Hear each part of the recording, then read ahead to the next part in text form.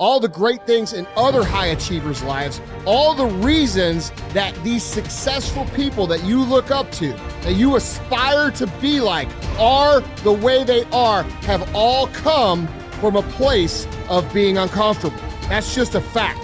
Single biggest reason why people have bad days is because they start them off by looking around at everybody else and seeing what they're doing instead of having the focus and the discipline to actually start your day off with you in control.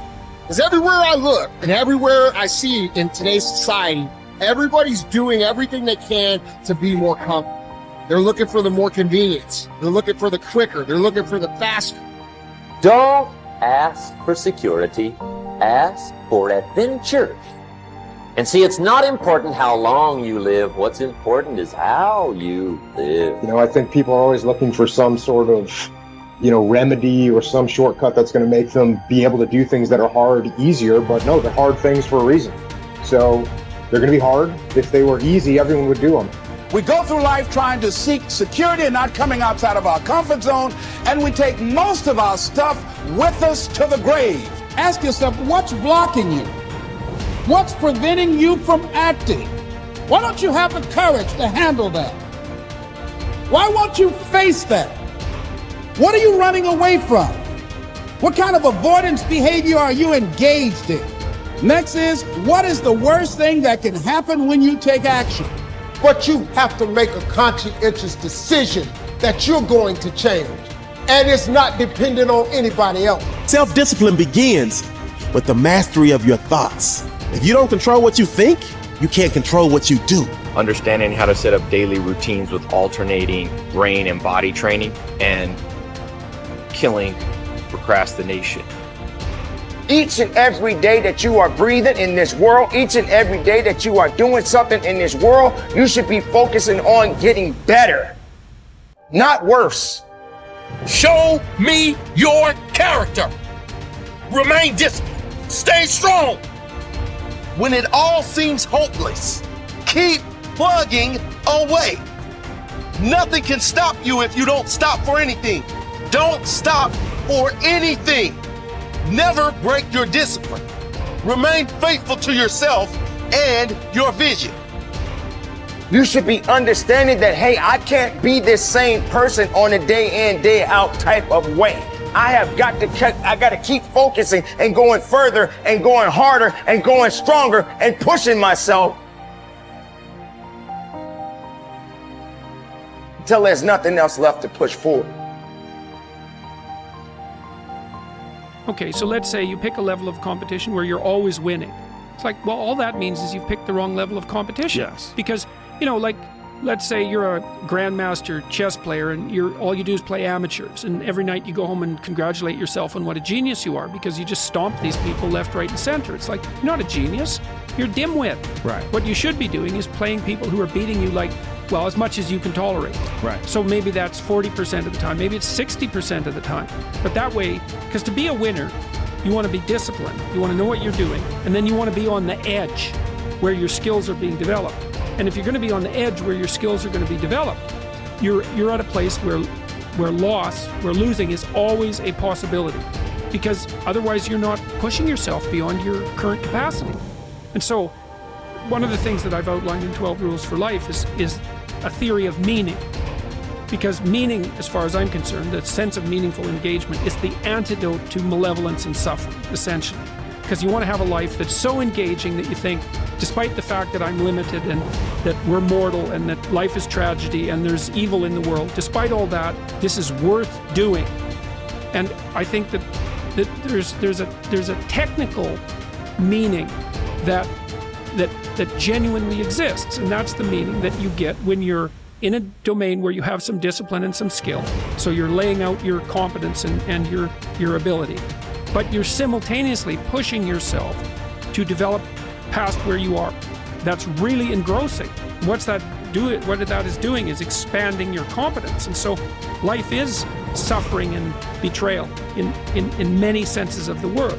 But you can adopt a way of traversing through life that is more powerful than the tragedy and the malevolence. It is hard to have the success you want. It's hard to have a jet and freedom and extra houses. And it takes hard work and it takes time.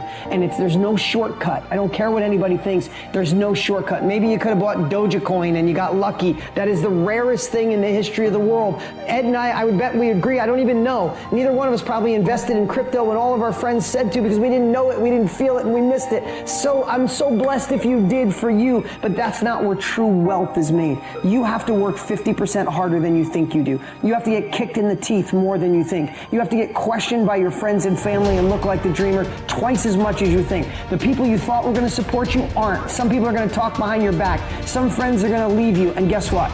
It's worth every freaking penny. It's worth every moment, every disappointment. There was a gentleman named David Kekich.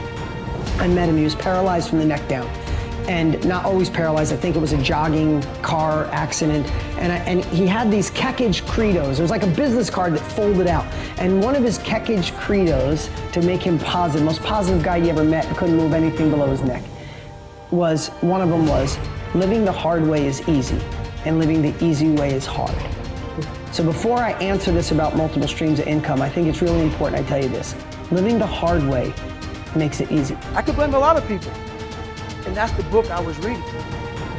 And I put it off on everybody else. It wasn't until I said, you know what, for me to fix this, I gotta read what the f wrong with David Goggins. Not blame anybody.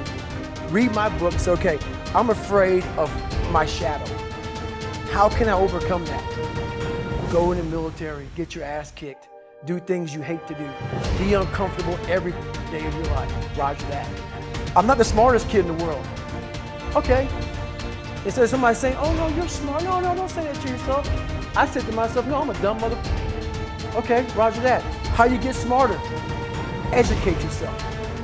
So the things that we run from, we're running from the truth. We're running from the truth, man.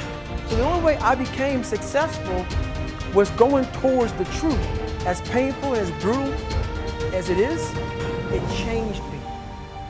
It allowed me to become, in my own right, who I am today. If you do what other successful people do over and over again, nothing can stop you from eventually enjoying the same rewards that they do. But if you don't do what successful people do, nothing can help you. Success is not an accident. Sadly, failure is not an accident either. You succeed when you do what other successful people do over and over until these behaviors become a habit. Likewise, you fail if you don't do what successful people do. In either case, nature is neutral. Nature does not take sides. Nature doesn't care. What happens to you is simply a matter of law. The law of cause and effect. You can look at yourself as a machine with a default mechanism.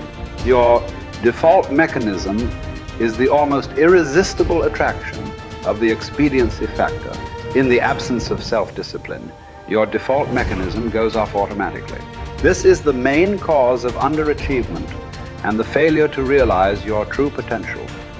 When you are not working deliberately, consciously, and continuously to be and have those things that constitute success for you, your default mechanism is at work. You end up doing those fun, easy, and low-value things in the short term that lead to frustration, financial worries, and failure in the long term. One of the most important requirements for success, once you have decided what it is that you want, is the quality of willingness.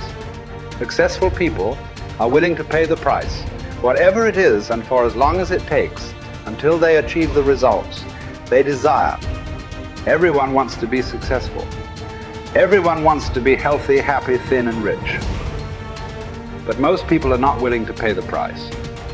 Occasionally, they may be willing to pay the price, but they are not willing to pay the whole price. They always hold back. They always have some excuse or rationalization for not disciplining themselves to do everything that they need to do to achieve their goal. How can you tell when you have paid the full price of success? It's simple. Look around you. There it is. You can always tell how much of the price of success you have paid by looking at your current lifestyle and your bank account. By the law of correspondence, Your outer world will, like a mirror, always reflect the person you are and the price you have paid on the inside.